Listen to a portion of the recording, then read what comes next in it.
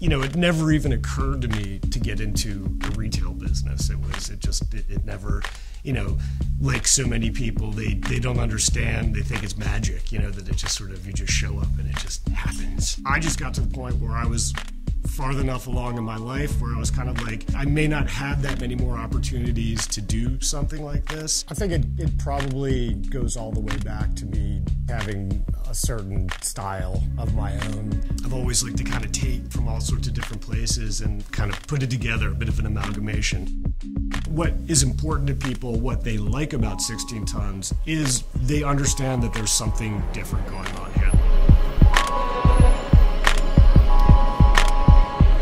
Go to the trade shows and I would see this new era of men's clothing sort of growing, this sort of heritage kind of resurgence of these old brands that were coming back, and it just sort of, it really resonated with me because it was simple, it was good materials, it had enough of an appeal to me that I was thinking I could build a store around this, and I thought Baltimore could support it. I'm already carrying you guys, but there's lots of stuff. I'm at a point where I'm mostly coming to talk to the people that I have already developed relationships with, and looking always for that diamond in the rough, you know, that piece that's going to leap out, that collection that's going to leap out. I feel really strongly about people being more than willing to hand their money over to you if they feel like they're getting their money's worth. You know, a pair of boots or like a shot jacket or something like that, when you pick it up, you're like, this is a substantial piece of something, whether it's a boot or a shoe or a hat or a jacket.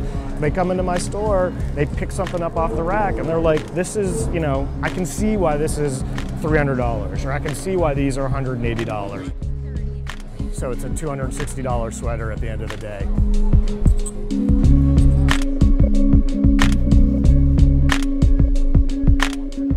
What do you guys think about these jackets? I haven't seen a bad one yet.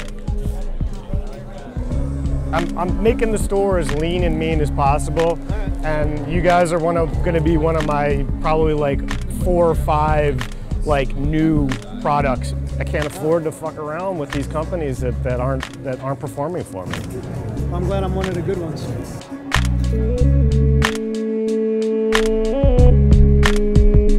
By no means do I claim this to be an original idea. And what really capped it was me getting this building. I looked around and I saw the possibilities, and I knew that there was nothing here that I could not easily tackle myself. That was such an amazing point in time for me, just to be able to have this raw space and kind of stand in here and be like, what do I want to do with this? You know, the build out was the easy part. Selling men's trousers, that's what I'm still learning. If you buy something and you have an ounce of regret, then you're never going to be happy, and you're probably never going to come back. So, all right, you guys, thank you very much. Enjoy the show. Retail is the bottom of the food chain. It's a constant struggle to stay on top of what really keeps the lights on.